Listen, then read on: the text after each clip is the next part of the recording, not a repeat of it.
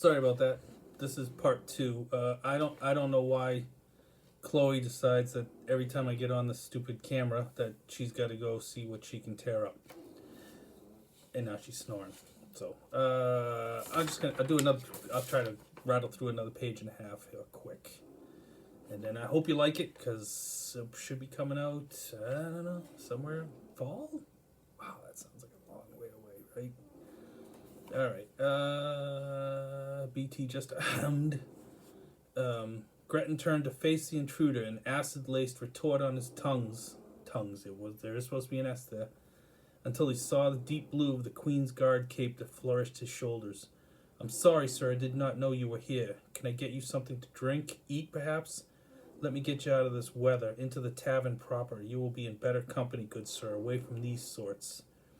I am well aware of who this sort is. Do you realize that this man is Captain Michael Talbot, who led the charge of the famed desecration battle?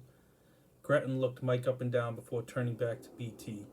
You are cold and tired from your journey, good sir. You have a fogging of the mind, a minor case of the dumbs, perhaps. This shit kicker couldn't lead a wolf to a meat wagon. What do you want with me? Mike's shoulders sagged. I want you to earn your keep, your coin, you whelp, Gretton shouted. I am Captain Bartholomew Tynes of the Queen's Guard, and he was talking to me.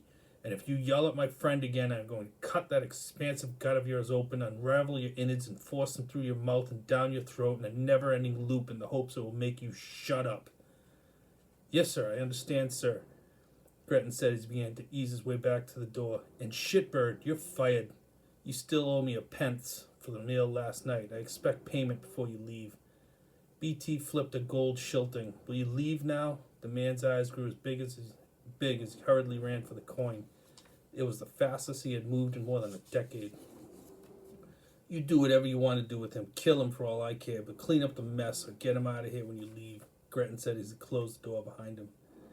Damn it, BT, I like this job. Badger and me were finally starting to see eye to eye. Working for a Belarus? How low have you gone? It's not the two tongues that get me so much as it is the smell. I actually have this broom closet in the inn as a room, but I'd prefer to stay in the stable. I've known that creature for longer than I care to admit, and I have yet to understand why he smells like old wet meat. You do realize that their diet consists of rotten food, right? And old skunk is a favorite. That explains a lot. So you found me. You come here to gloat now that you have my old job? Mike had walked over to one of the empty stalls and grabbed his leather pack and an old sword he'd had no use for in quite some time. And on those occasions when he'd be hungry, he'd often thought about selling it for something to eat. We'll call it. It obviously picks up. It's a quest. So you gotta start somewhere. God, 5-6 years I think I've been talking about it. I'm finally I cracked the dust off of it. Hope to get it out into the editor by the end of this month, and then let her do her magic. Get some beta readers, then all the editing and all that, and then it goes off to Sean. I don't know, probably fall. Yeah, it's March already. It's freaking weird, right? Feels like Christmas was last week.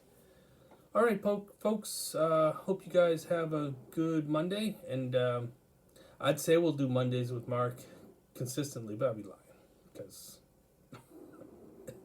it might be Tuesdays with Tufo. Maybe we'll go for that. All right. Peace. Love you guys. Have a good one.